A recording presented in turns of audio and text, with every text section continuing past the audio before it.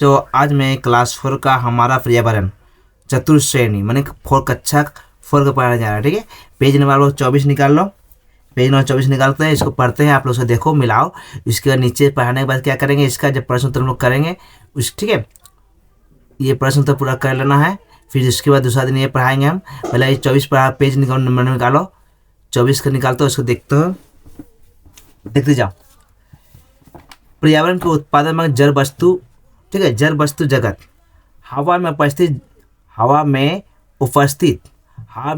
जल भाप की ही ठंड बर्फ के स्पर्श में आकर खूब खूब महीने पानी बूंद तैरते हैं। क्या बोलता, हवा के संपर्क में आकर उपस्थित में, हवा जब रहेगा उसके उपस्थित में आकर खूब महीन मैंने बहुत छोटा पानी के बूंद तैयार करता है।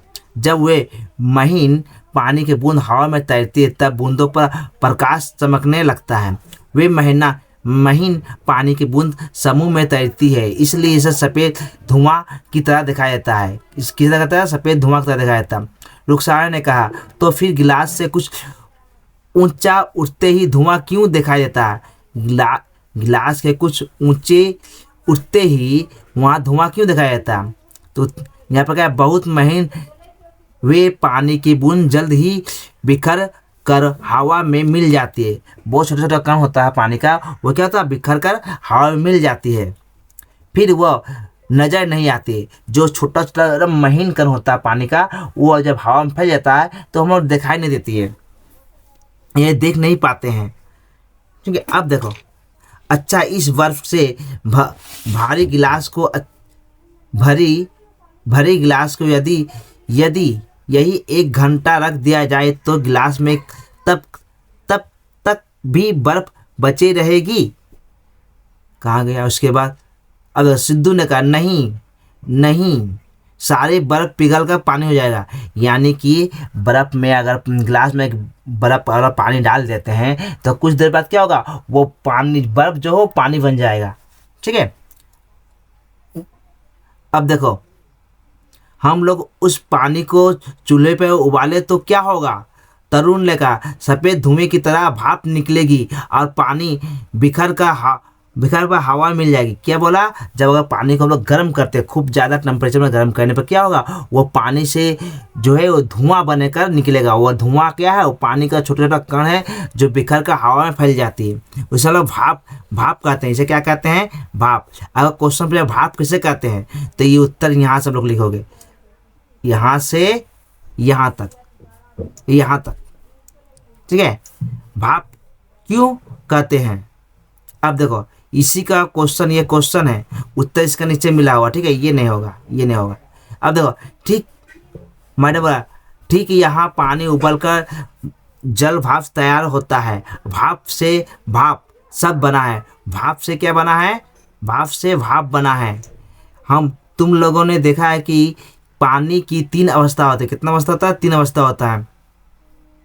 जब पानी कठोर होता है तब हम उसे बर्फ कहते हैं। जब पानी कठोर हो जाता है तब क्या कहते हैं उसे लोग? बर्फ कहते हैं। बर्फ गल कर तरल हो जाता है तब उससे पानी को उबाल लिया जाए तो जल भाप बन जाता है। बर्फ से पानी, पानी से भाप से फिर पानी, इससे पानी की दशा परिवर्तन होता है। यानी पानी से भाप, भाप से बर्फ, देखो, पानी से बर्फ से पानी, इस तरह चक्कर चलता रहता है, यही परिवर्तन होता है, दशा परिवर्तन होता है। पानी वही है लेकिन उसका क्या दशा जो है परिवर्तन होता है। पानी क्या, बर्फ बन जाता है, पानी क्या, भाप बन जाता है। नीचे दिए गए प्रश्नों पर तुम लोग आपस में चर्चा करो। पहले तो शिक्षक शिक्षिका की सहायता लो। ठीक है, ये जो नीचे दिया प्रश्न उत्तर, उसको देखना है आप लोग को। ठीक है, इसको आप टीचर से पूछना है। तो अब प्रश्न पढ़ते हैं। धूप में जब भीगा हुआ गमछा डालते हैं तो गमछा सूख जाता है, पानी कहाँ जाता है? पानी सूख हवा मिल जाता है, पानी कहाँ जाता है? पानी के महीन कण हवा में मिलकर उड़ जाता है। जाड़े के मौसम में घास पर जो ओस कोई बूंद जमती है वह कहाँ चली जाती है? वह गर्मी पाकर भाप, वह बूंदें क्या होती है? भाप बनकर आकाश में चली जाती है। पानी के अलावा, इसका उत्तर है, पानी के अलावा क्या क्या वस्तुएं जिन्हें ठंडा करने में जमते हैं? ठीक है, जाड़े में नारियल तेल बोतल जमकर ठोस हो जाता, तुम उस बोतल को बिना कुछ डाले कैसे तेल निकाल कर माथे में लगाओगे?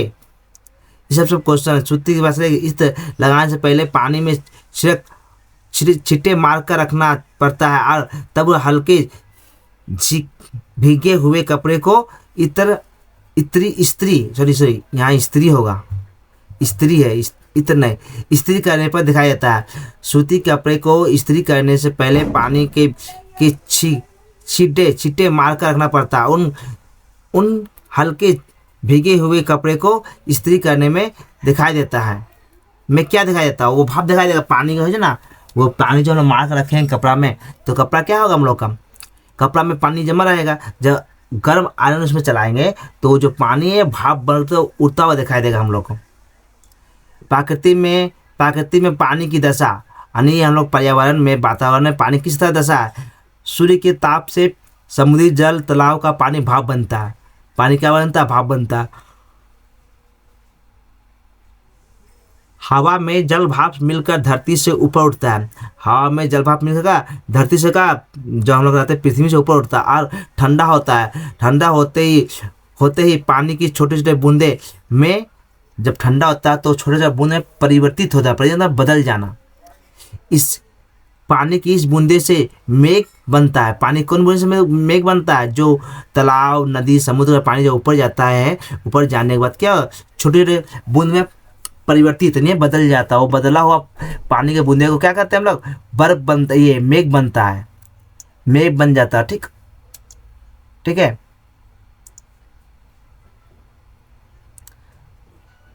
कभी कभी वह पानी अधिक ठंडा होकर बर्फ के टुकड़े बन जाते हैं। और वो जो पानी का जो मेघ बना हुआ पानी है, अगर अधिक ठंडा होने पर क्या बनता है? वो बर्फ बन जाता है।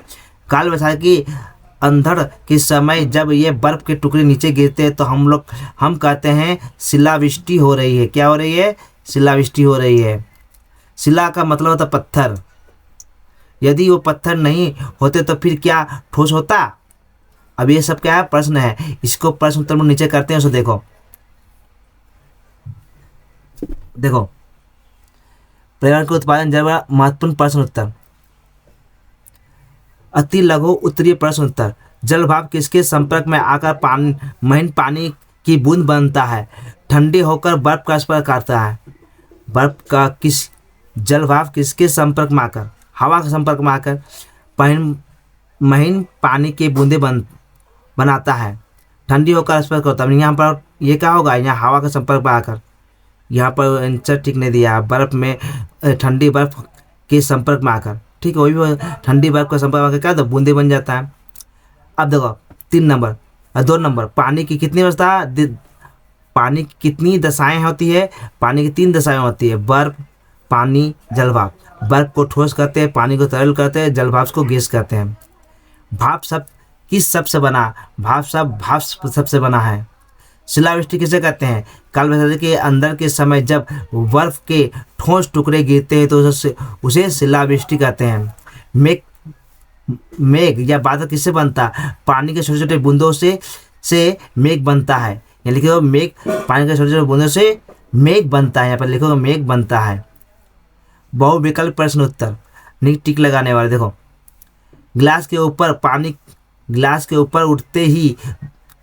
उठते ही सफेद धुआं क्यों नहीं दिखता? बूंदे भारी होती है, महीन बूंद बिखर कर हवा मिल जाती है, या बूंदे गर्म हो जाती है, या प्रकाश पर नहीं पड़ता? सही उत्तर है ख नंबर का। क्या होगा? ख नंबर का होगा। महीन बूंदे बिखर कर हवा मिल जाती है। पानी को उबालने पर क्या बनता? पानी को उबालने पर जल भाप बनता है। जल भाप में जल जो उठता है। जाड़े में नारियल के तेल की बोतल से तेल निकालने का समय सरल उपाय बताइए। तो बोतल में पानी डालें या बोतल को हथेली में से गर्म करें, या बोतल को हिलाएं, या बोतल को फ्रिज में रख दें। तो उत्तर सही होगा बोतल को हाथ से गर्म करें। कैसे? घुमा कर या हाथ को इस तरह रख कर इसको घुमाना पड़ता है। हाथ से हाथ से गर्म किया जाता है। अब देखो सूर्य के ताप से सूर्य के ताप से जल का भाप बनकर ऊपर उठना क्या कहलाता है? एक नंबर स्थिर, स्थिर या दिशा परिवर्तन, या ग नंबर होता है जल भाप। तो उत्तर होगा दिशा परिवर्तन। ठीक, क्या हो जाएगा? दिशा परिवर्तन। महीन पानी की बूंदे समूह में होने पर कैसी दिखती है? काले धुएं जैसे, पारदर्शी, या सफ़ेद धुएं जैसा, या नीला? तो उत्तर होगा सफ़ेद धुआं जैसा। यानी पानी की बूंद जब होता है बहुत सारा एक जगह जमा होता है, ये मिल जाता है, उसको क्या कहते हैं? सफ़ेद धुआं जैसा दिखाई देता है। अब देखो संक्षिप्त उत्तर। भीगा, धूप में भीगा गमछा सूखने पर पानी कहाँ चला जाता है? तो सूर्य की गर्मी से गमछे का पानी भाप बनकर हवा मिल जाता है। यह भी पानी का दिशा परिवर्तन है। यानी कि ये क्वेश्चन आंसर यहाँ वाला है जो हम लोग किए थे ना। देखो ये है ना, ये क्वेश्चन लिखा हुआ है यहाँ पर, ये क्वेश्चन पहला वाला है। अब नीचे देखो, जाड़े के मौसम में घास पर ओस की बूंदें कहाँ से आती है? तो वहाँ गलत पता तो लग रहा था, कहाँ गया? पर ऊपर, हाँ, बूंदें कहाँ से आती है? जाती नहीं, आती है। उत्तर होगा, ये कहाँ गया? हाँ, यहाँ देखो, रात में तापमान गिरने पर हवा में मौजूद जल भाप ठंडा होकर घास पर छोटी छोटी बूंद के रूप में जम जाता है। इन्हें हम लोग ओस की बूंद कहते हैं। 3, प्रकृति में पानी का दशा परिवर्तन कैसे होता है? संक्षेप में लिखें। सूर्य की गर्मी से नदी तालाब का पानी भाप बनता है और ऊपर उठकर ठंडा होता है, फिर बूंद बनती है, फिर बादल बनते हैं, फिर वर्षा होती है। यही पानी का प्राकृतिक दशा परिवर्तन है। इस्त्री, जिसको आयरन करते हैं हम लोग, ठीक है, इस्त्री करने से पहले कपड़ों व पानी की छींटे क्यों मारे जाते हैं? इस्त्री करने पर क्या होता है? पानी के छींटे कपड़े पर सिलवट आसानी से निकलती है। गर्म इस्त्री रखने पर वह पानी तुरंत भाप बनकर सफ़ेद धुआं जैसा उड़ता है और दिखाई देता है। अब देखो, शिला शब्द का अर्थ क्या होता है? शिलावृष्टि में वास्तव में पत्थर क्यों नहीं होते हैं? शिला का अर्थ होता है पत्थर। शिलावृष्टि गिरने वाले टुकड़े यह वास्तव में बर्फ के ठोस टुकड़े होते हैं, पत्थर नहीं। लेकिन ठोस होने के कारण इन्हें शिला की तरह कहा जाता है। अब देखो क्या है यहाँ पर, रिक्त स्थानों की पूर्ति करो। हवा में उपस्थित डैश ही ठंडी होकर बर्फ के आसपास महीन पानी की बूंदें बनता है, जल भाप। बर्फ से पानी और पानी से भाप, भाप से फिर पानी, डैश, इसे पानी को कहते हैं, क्या कहते हैं? दिशा परिवर्तन। पानी की बूंदों पर खाली जगह चमकने से वे सफेद दिखते हैं। कैसे दिखते हैं? जल प्रकाश।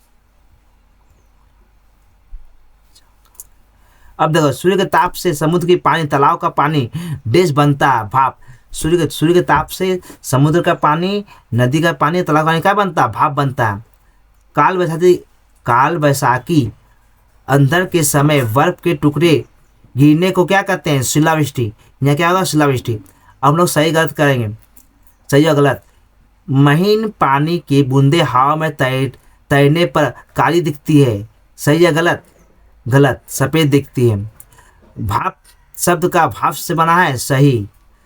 बर्फ पानी की तरह तरल दशा है, गलत। बर्फ ठोस की दशा है। ठंड होने पर जल भाप पानी की बूंद में बदल जाता है, सही। शिलावृष्टि में असली पत्थर गिरते हैं, गलत। शिलावृष्टि में बर्फ के टुकड़े गिरते हैं। ओके बच्चों, आप लोग को वीडियो अच्छा लगा लाइक एंड सब्सक्राइब एंड दोस्तों में शेयर करो। ओके बच्चों, गुड बाय।